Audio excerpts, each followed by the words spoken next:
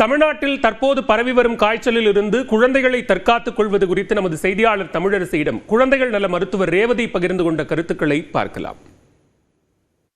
தமிழகத்தில் நிறையா இப்போ சென்னைன்னு மட்டும் இல்லை, எல்லா இடங்கள்லையும் நம்ம பார்க்க முடியுது. குடும்பத்தில் எல்லாருக்குமே இந்த ஃபீவர் வருது. இது எந்த வகையான காய்ச்சல்? இது இந்த சீசன்ல வரக்கூடியதா? கண்டிப்பா இந்த சீசனுக்கு வரக்கூடியது தான். பட் இந்த வருஷம் கூட கொஞ்சம் நிறையவே இருக்குது. அதனால கொஞ்சம் பேரண்ட்ஸுமே குழந்தைங்களுக்கு அஃபெக்ட் ஆகும்பொழுது ரொம்பவே பயந்துட்டு கூட்டிட்டு வராங்க. ஏன்னா அந்த வீரியம் வைரஸோட வீரியம் வந்து கொஞ்சம் ஜாஸ்தியா தெரியப்படுது.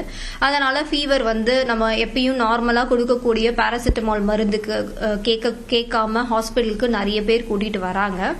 அண்ட் அகெயின் எஸ், இது வந்து ஒருத்தவங்க கிட்ட இருந்து இன்னொருத்தவங்களுக்கு பரவக்கூடிய தன்மை நிறைய இருக்குது. ஏன்னா சுவாசம் மூலியமாவோ இல்ல அந்த சளி இருமல் அந்த டிராப்லெட்ஸ் மூலியமாவோ இது ஒருத்தவங்க கிட்ட இருந்து ஒருத்தவங்களுக்கு பரவும்.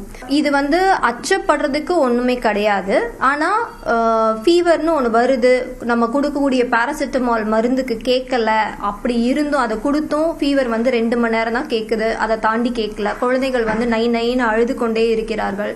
மற்றும் வாய் வழியா தண்ணி ஆகாரம் கூட எடுத்துக்கல, யூரின் போகிறது கம்மியா இருக்குது. அப்படி இருந்தா முதல் நாள் 2வது நாளே குழந்தைங்களை வந்து கூட்டிட்டு வந்து காமிக்கிறது மிகவும் நல்லது. இது ப்ரிவென்ட் பண்ணோம்னா நம்பர் 1 வந்துட்டு பாத்தீங்கன்னா நம்ம வந்து காமனா இருக்கிற பப்ளிக் பிளேஸுக்கு இந்த சமயத்துல போகாம இருக்கிறது மிகவும் நல்லது. ஒரு சில பேர் வந்து கிரானிக் ப்ராப்ளம்ஸ், கிரானிக் டிசீசஸ் இருக்கும் பெரியவங்களுக்கு இருக்கிறது. அண்ட் குழந்தைங்களே பார்த்தீங்கன்னா கேன்சர் இருக்கு, இல்லை டிரான்ஸ்பிளான்ட் பண்ணியிருக்கோம். இந்த மாதிரியான குழந்தைங்கள்லாம் ரொம்ப high risk. Plus less than 5 years இருக்கிற குழந்தைங்களும் ஹை ரிஸ்க் குழந்தைங்க தான். இப்போ குழந்தைங்களுக்கு இப்போ நீங்க எப்படியெல்லாம் ப்ரிவென்ட் பண்ணலாம்னு சொன்னீங்க, இதுக்கு ஏதாவது வேக்சின் அந்த மாதிரி இருக்கா?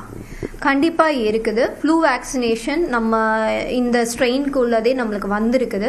ஸோ அதை வந்துட்டு போட்டுக்கிட்டீங்கன்னா நம்மளுக்கு வந்துட்டு கண்டிப்பா சிவியாரிட்டியை வந்துட்டு குறைக்கும்.